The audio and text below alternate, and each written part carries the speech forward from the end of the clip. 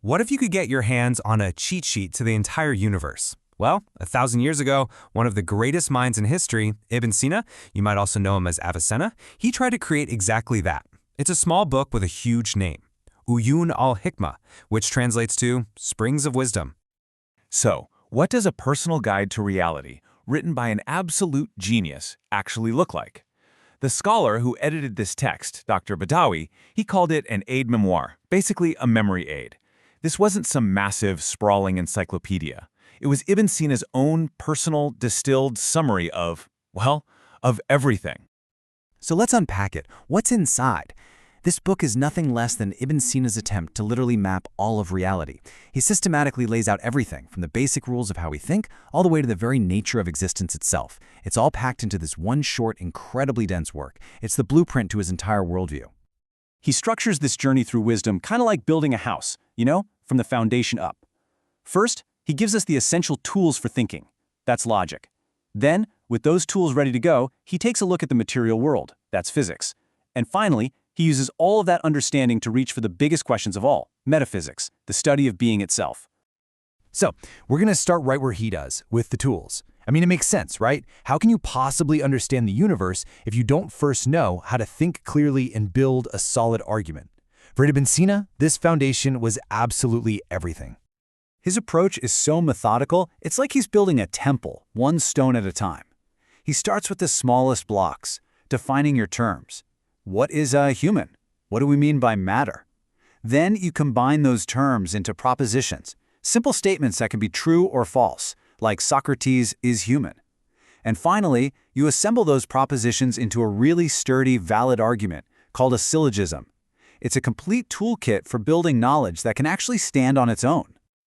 Okay, so with the rules of thought firmly in place, Ibn Sina turns that powerful, analytical lens of his onto the physical world.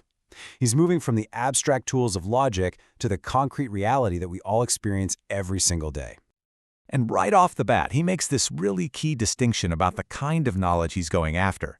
He separates practical wisdom, which is knowledge for how to act, like ethics or politics, from theoretical wisdom, which is knowledge you seek purely for the sake of understanding. In this part of the book, he's a pure theorist. He's just chasing understanding for its own sake. And the scope of this section is just immense. He's not just talking about a few random things here and there.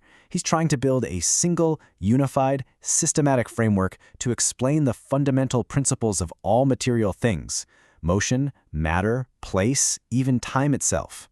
It's a comprehensive blueprint of the entire cosmos as he understood it. Now, everything up to this point has been building to the climax of the entire work. After establishing logic and mapping the physical world, Ibn Sina takes on the ultimate questions of existence. This is the final and definitely the most challenging part of his journey. He essentially pivots from the how to the why. It's one thing to describe the mechanics of the universe. It's another thing entirely to ask, why is there something here rather than nothing? That is the core question that drives his whole metaphysical inquiry. So to answer this, he first introduces this crucial concept, the contingent being. Just look around you.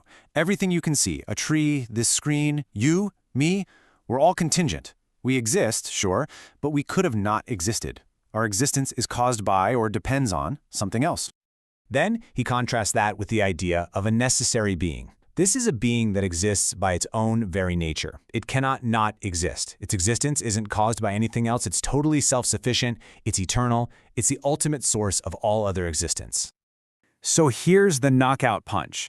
Ibn Sina argues that this chain of contingent things causing other contingent things, well, it can't just go back forever. That would be an infinite regress, a chain with no beginning, and he said that's a logical impossibility because it doesn't actually explain anything. Therefore, the chain must stop somewhere. It has to end at a first, uncaused cause, a single, necessary being that holds up all of reality. So why does this 1,000-year-old text still matter today? Its value isn't just in the specific answers he came up with, but in the sheer ambition of his method, this belief that the entire universe can be understood through the systematic application of pure reason. That grand intellectual project is truly timeless. And this book was no flash in the pan. Its ideas really traveled. Major thinkers like Fakhr al-Razi wrote huge commentaries on it, and its influence spread from the Islamic world all the way into European philosophy, shaping debates for centuries. The fact that it was rediscovered and re-edited in the 20th century just goes to show its enduring intellectual power. And that leaves us with a pretty fascinating question. Ibn Sina used the best tools he had, logic and observation. If we were to try a project like this today, what would our essential tools be? The scientific method? Quantum mechanics? Big data analysis? What would a modern Springs of Wisdom even look like? It's a question that really shows just how relevant Ibn Sina's incredible ambition still is.